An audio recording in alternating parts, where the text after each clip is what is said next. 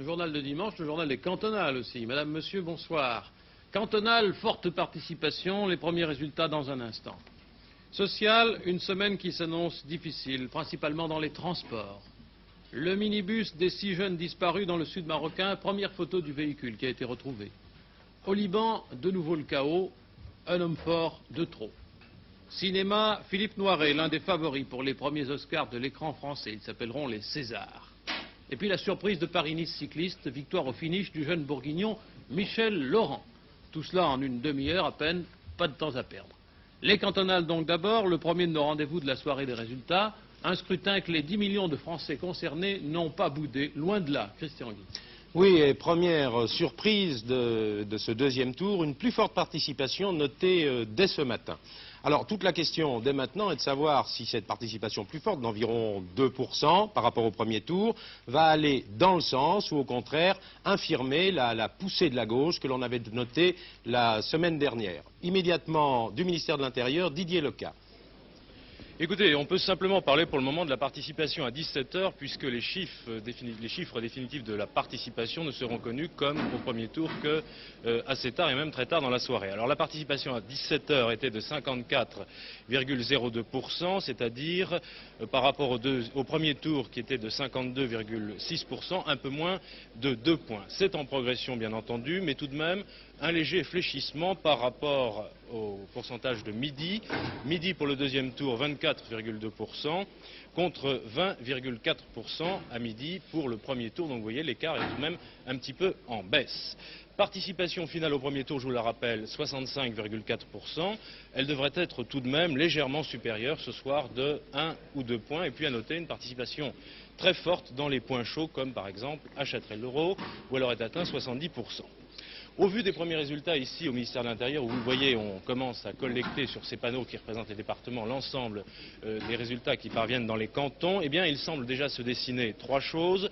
Le maintien de la poussée socialiste du premier tour, la bonne résistance de la plupart des personnalités sortantes et puis aussi la percée de la gauche dans un certain nombre de départements que nous avions donnés comme chauds.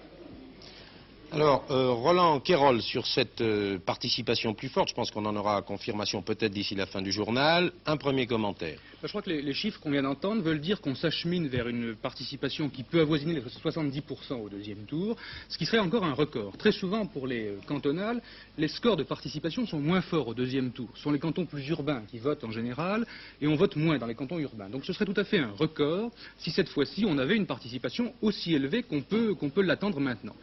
Ça veut dire probablement que la politisation du scrutin, que beaucoup avaient regretté avant le premier tour, mais qui s'est confirmée entre les 2 tours, a payé de ce point de vue de la participation. Les gens ont été plus intéressés par un scrutin à l'évidence politisé.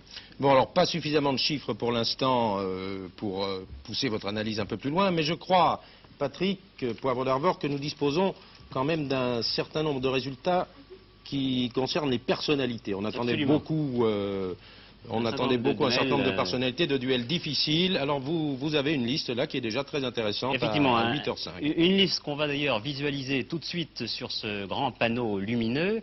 Vous avez un certain nombre de grandes personnalités qui sont pour l'instant toutes allumées. On va les éteindre au fur et à mesure qu'elles pourraient être battues. C'est le cas d'ores et déjà, je vous l'annonce, de Jean-Pierre Soisson. Jean-Pierre Soisson donc battu à Auxerre. C'est également le cas d'Henri Fréville, le sénateur-maire de Rennes. C'est une surprise, il est battu. Vous avez vu, Michel Debré est élu, Hector Roland de même, Paul Granet est élu, Pierre Ablin est élu, il a donc battu Édith Cresson, Jean-Marie Roche est élu, Pierre Brousse, Jean Charbonnel et Georges Filiou sont également élus. Il faut noter par ailleurs que François Gerbaud vient d'être à l'instant réélu et qu'on a appris parmi les battus, disons, un peu connus, indépendamment de Jean-Pierre Soisson et de Henri Fréville, le nom de Paul Vergès, qui est communiste et qui se présentait à La Réunion. À La Réunion. Alors, à propos de ces noms, Roland Quérol, est-ce que ça vous inspire déjà? Écoutez, on a l'impression qu'il y a plusieurs éléments qui semblent déjà ressortir du scrutin. La première, c'est la confirmation d'une certaine poussée de la gauche et essentiellement de la poussée du Parti socialiste. des candidats socialistes ce soir battent d'ores et déjà des sortants de la majorité. C'est le cas dans l'Allier où M. Lalloy modéré est battu par un socialiste. C'est le cas dans le Gers où M. de Montesquiou est battu alors que le score était très serré au premier tour. C'est le cas par exemple en Savoie où le député socialiste M. Blanc est finalement élu. C'est le cas, on l'a dit, à Auxerre où M. Soisson, qui aussi était sortant, est battu. Oui, mais il y a aussi des personnalités de la majorité qui se défendent bien, M. Debré par exemple. C'est cela. Alors il y a en revanche des cas dans lesquels la gauche ne fait pas, semble-t-il, le plein de ses voix du premier tour. C'est le cas, notamment, semble-t-il, il faut être, je crois, encore très prudent pour le moment, lorsque c'est un communiste qui représentait la gauche au deuxième tour. J'ai ici deux exemples, à Moulins-Sud dans l'Allier, contre M. Hector Roland, ou bien à Romilly-sur-Seine dans l'Aube contre M. Granet. Dans les deux cas, le candidat communiste ne fait pas le plein des voix de la gauche, et du coup, alors que la gauche, sur le papier, était donnée plutôt gagnante au deuxième tour, elle perd. Autrement dit, si le report des voix communistes sur les socialistes semble bien se faire dans beaucoup de cantons, il semble en revanche que sur les candidats communistes, toutes les voix socialistes du premier tour ne soient pas présentes aujourd'hui. C'est un peu ce qu'on avait noté au premier tour. Plus de résultats à 20h20 très exactement. Jean Lanzy, le journal. Alors, nous nous retrouvons dans un peu moins d'un quart d'heure. La semaine qui s'annonce va connaître dans la fonction publique la phase finale de la négociation du contrat salarial pour 1976. Plusieurs journées d'action et de grève, des grèves qui seront particulièrement ressenties dans les transports à compter de demain. Dès demain lundi, les Parisiens n'auront pas ou très peu de métro, conséquence d'une grève de 24 heures des conducteurs CGT, CFDT et autonomes de la RATP qui réclament une amélioration de leurs conditions de travail. Sans métro, les Parisiens pourront en revanche se ruer sur les autobus. Là, le trafic sera presque normal puisque FO et les machinistes autonomes ne s'associent pas à l'action de la CGT et de la CFDT. Il pourrait y avoir cependant quelques petits problèmes selon les dépôts d'autobus. À la SNCF, c'est à partir de mercredi et jusqu'à vendredi 14 h qu'il faut s'attendre à de sérieuses perturbations, aussi bien sur le trafic banlieue que sur les grandes lignes. Le point fort de la grève, qui est lancée par plusieurs organisations, aura lieu jeudi, où un grand nombre de trains sera supprimé. En principe, le trafic redeviendra normal vendredi à 14 h pour les départs des vacances de printemps. À signaler encore une journée d'action mardi dans les hôpitaux publics, lancée par la CGT et qui touchera les personnels administratifs et techniques. Grève aussi mercredi dans la métallurgie et jeudi dans le bâtiment. Le temps demain, comme aujourd'hui, couvert avec pour seul espoir des éclaircies et avec de la neige au-dessus de 800 mètres. Aujourd'hui, c'était au-dessus de 600 ou 700 mètres. Les vents seront au plus assez forts, c'est-à-dire heureusement plus faibles que ceux qui ont agité la Manche hier. Le bilan de la tempête qui a durement frappé les gens de la mer ne peut pas être encore établi. Cette tempête aura été en tous les cas d'une rare violence, aussi forte qu'au début 1974, où les pertes humaines, Angleterre et France réunies, avaient été de 33 morts. Cette fois-ci, on comptera au moins 9 disparus et dans l'île d'Ouessant, un foyer de pollution. Le pétrolier de 320 mètres de long qui s'est rompu en deux sur les récifs où il était échoué depuis le mois de janvier a laissé s'échapper 1200 tonnes de mazout sur la côte nord de l'île. L'opération de nettoyage s'avère très difficile. Le maire d'Ouessant, M. Tikos, va se porter partie civile. Et maintenant, dans l'île, on appréhende la grande marée d'équinoxe qui est prévue pour mercredi soir et qui fera sans doute disparaître sous les flots la passerelle du pétrolier géant de l'armement Onassis. Les 5 jeunes Français et leurs compagnons marocains disparus le 1er janvier au sud d'Agadir. L'Express publie des photographies de l'agence Gamma qui contredisent tout ce qui a été affirmé jusque-là, et notamment la version donnée par les Algériens d'abord, par le Front Polisario ensuite, version selon laquelle le minibus qui transportait les jeunes gens, intégré dans un convoi de forces marocaines, avait été détruit au cours d'une embuscade. Or, le minibus, le voici, photographié en territoire marocain maintenant, formellement identifié par son propriétaire, M. Jantel, qui est avec nous pour commenter ces documents. Ce sont les premières photos du minibus retrouvé à Marbès avec lequel les 6 jeunes gens étaient partis le 29 décembre de Rabat. Ce minibus a été présenté à 2 journalistes français, mardi 9 mars, par les autorités militaires marocaines. Alors, est-ce bien ce minibus, votre automobile, M. Jantel, pouvez-vous l'identifier avec certitude? Sans aucun doute, si vous regardez la portière sur laquelle on trouve du bois, c'est du bois que j'avais mis il y a quelques années quand je suis allé en Afghanistan. Il y a d'autres détails avec lesquels vous pouvez identifier? Oui, toutes les éraflures, toutes les traces, c'est exactement lui, sans problème. Alors est-ce que vous avez pu Là, par voir à exemple- travers les photos qu'il y avait une embuscade, une attaque? Non, certainement pas. Vous voyez, il y a du polystyrène que j'avais collé en 1970. On voit bien entendu des débris de verre, mais il n'y a pas eu d'attaque puisque c'est la seule trace de balle qu'on puisse voir ici. Les vitres du minibus sont intactes. Il n'a donc pas pu sauter sur une mine, il n'a pas pu être atteint par une roquette. On voit là d'ailleurs sa vignette et ça correspond exactement à celle que j'ai. Ce qui vous a permis de l'identifier aussi. je Bien crois. sûr. Alors, tout de suite, on s'est posé une question. Pourquoi les autorités marocaines ont-elles présenté ce minibus, comme ça, tout d'un coup, à des journalistes? Eh bien, je ne sais pas pourquoi. Ce qui est étonnant, c'est qu'effectivement, ça fait 3 semaines que l'armée marocaine est entrée à Marbès et on voit aujourd'hui le minibus seulement. Alors, c'est un coup monté? Non, je n'irai pas jusque-là. Je pense qu'on doit se poser des questions. La thèse algérienne affirmait que les jeunes gens étaient victimes d'une embuscade. Or, la présence de ce car en bon état dit le contraire. Oui, c'est évident. Alors, qu'est-ce que vous pensez maintenant de la disparition de ces jeunes? Eh bien que tout est possible. On se trouve exactement dans la situation du début. Tout est possible. On ne sait pas ce que sont devenus ces jeunes gens. Mais le Polisario les détient-il vivants? Il a toujours dit qu'il ne les détenait pas et qu'il ne les avait jamais eus. Donc, sans doute, quelqu'un sait quelque chose et beaucoup de gens, semble-t-il, cachent des choses. Peut-être les Marocains. Peut-être. Alors, les Français, les 5 jeunes Français et leurs amis marocains, on a leurs photos, vous les voyez. Est-ce que, pour vous, ils sont morts? Est-ce qu'ils sont vivants? Est-ce qu'il y a encore un espoir pour leurs parents? Oui, il y a encore un espoir, bien entendu. Étant donné que personne ne nous dit ce qu'ils sont devenus, on ne sait pas où ils sont, on ne sait pas qui les a enlevés, on n'arrive pas à avoir la moindre idée de ce qui s'est passé. Personne ne peut se rendre sur les lieux présumés de leur enlèvement. Personne n'a jamais pu savoir ce qu'ils étaient devenus. Ils sont peut-être morts, ils sont peut-être vivants. Il faut qu'on nous le dise et depuis 2 mois que nous posons la question, nous continuerons à le poser aussi longtemps qu'il le faudra. Au Liban, l'imbroglio, le chaos. On peut lire dans un journal de Beyrouth ce matin la triste énumération des forces en présence. 2 polices, 3 armées, 22 milices, 42 partis libanais, 9 organisations palestiniennes. Et nous ajouterons 2 hommes forts, ou qui se croient-elles, le président de la République, Soleiman Frangier, accroché au pouvoir, le général Al-Haddad, auteur du coup de force militaire de jeudi soir. Haddad exige le départ du précédent, menace, tempête, écoutez-le. Évidemment, je n'avais pas l'intention de faire un coup d'État et c'est pour cette bonne raison que je n'ai pas appelé mon mouvement un coup d'État, mais un mouvement réformiste pour sauver une situation tragique. Il fallait que quelqu'un avance, il fallait que quelqu'un mette la main sur la situation pour obliger les autorités civiles à une cohésion, à faire quelque chose. Évidemment, cette intervention aurait certainement beaucoup de résultats sur l'état de l'armée. La cohésion militaire viendrait immédiatement après la cohésion civile, j'en suis sûr. Je l'ai touché des doigts. Beaucoup des officiers de 2 côtés, de toutes les religions, immédiatement se sont ralliés à mon mouvement. Donc ce qui prouve que l'armée est unie par elle-même.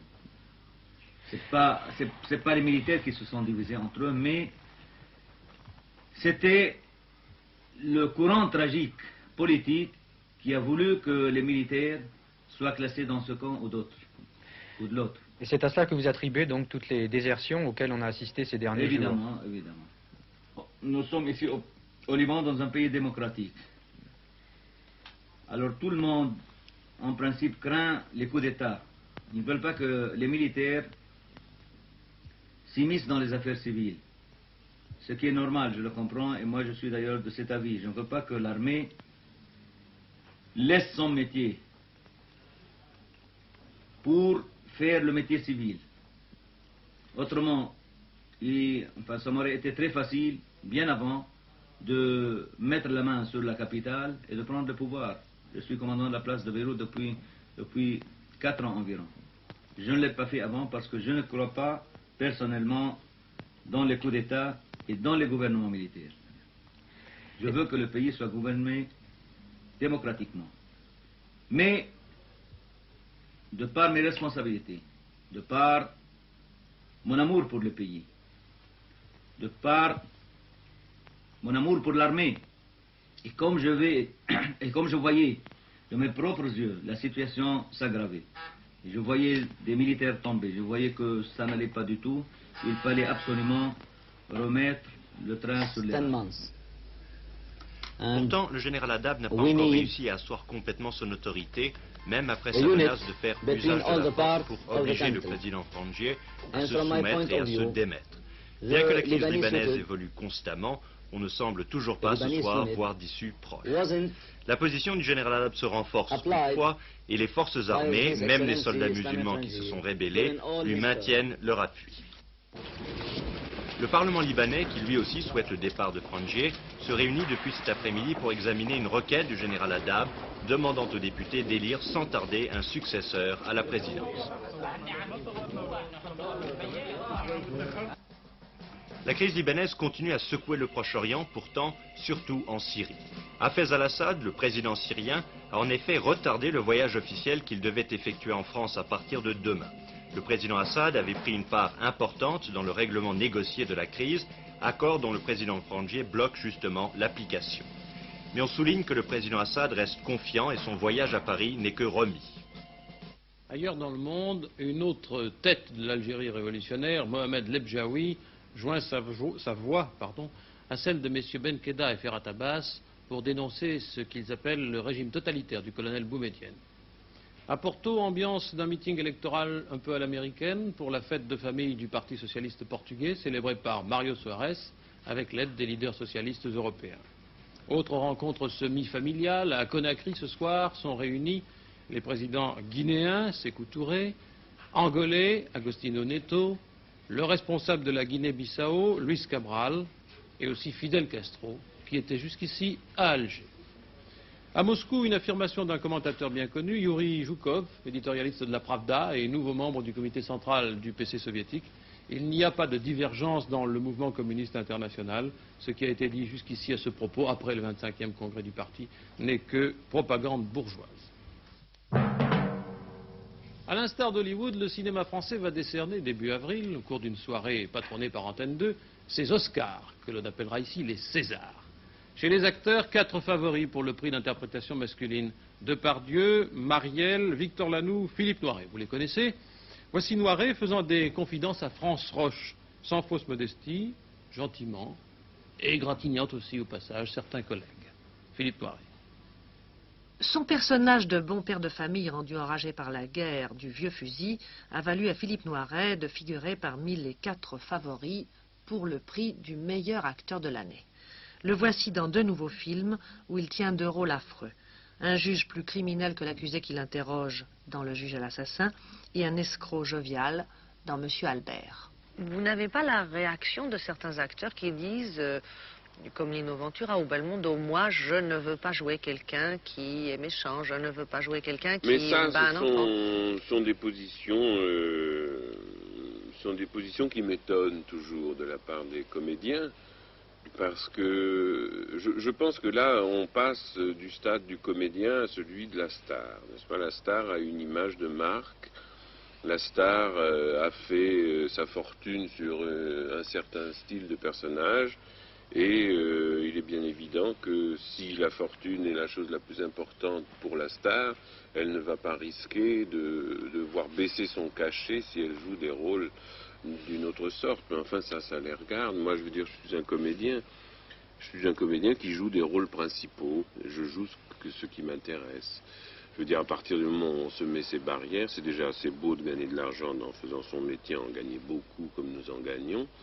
Si en plus on doit vivre dans l'angoisse d'en gagner moins, je trouve ça assez déplaisant comme façon de voir. Vous êtes marié avec la même femme depuis beaucoup d'années, on ne parle pas de votre vie privée dans les journaux, vous montez à cheval, vous habitez la campagne. Je monte des chevaux et je n'ai pas d'écurie de course, oui.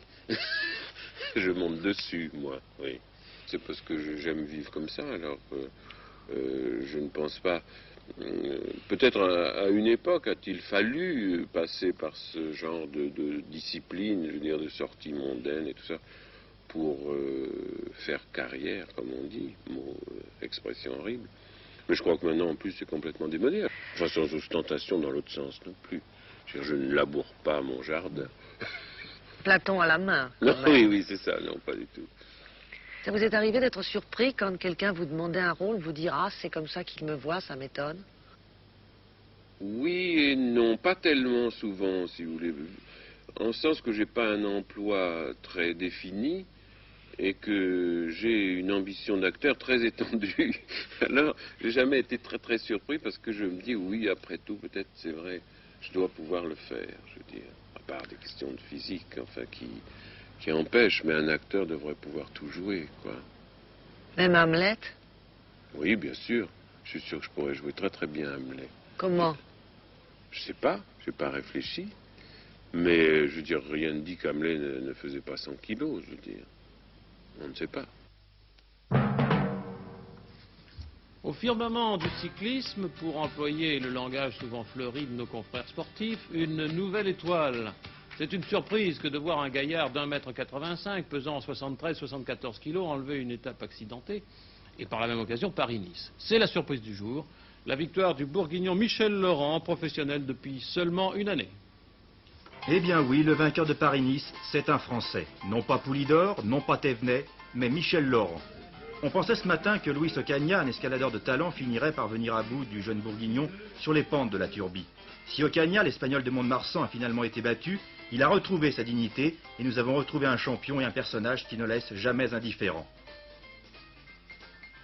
Laurent a battu dans l'ordre le Hollandais Kuiper, champion du monde, Ocaña, vainqueur d'un Tour de France, et le Belge Martins, rien que ça. C'est Francis Pélissier qui disait un jour à un jeune coureur, « Dis-moi qui tu as battu, je te dirai qui tu es ». Si le plus célèbre des Pélissier était encore là, il serait rassuré quant au talent de Laurent. Toutefois, soyons réservés, en France, les jeunes coureurs qui éclatent et qui ne confirment pas sont légion. Mais tout de même, la victoire de Laurent n'est pas le fait du hasard, car on ne gagne jamais Paris-Nice par hasard.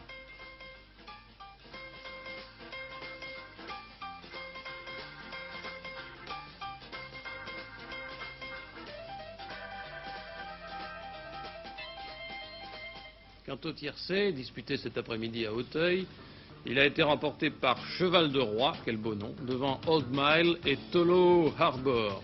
Combinaison gagnante 8-15-5, rapport dans l'ordre 1229 francs pour les 5 francs de mise minimum et dans l'ordre inverse, différent tout au moins, 222 francs pour les 5 francs. Voilà l'actualité qui est encore, bien sûr, les cantonales, Christian.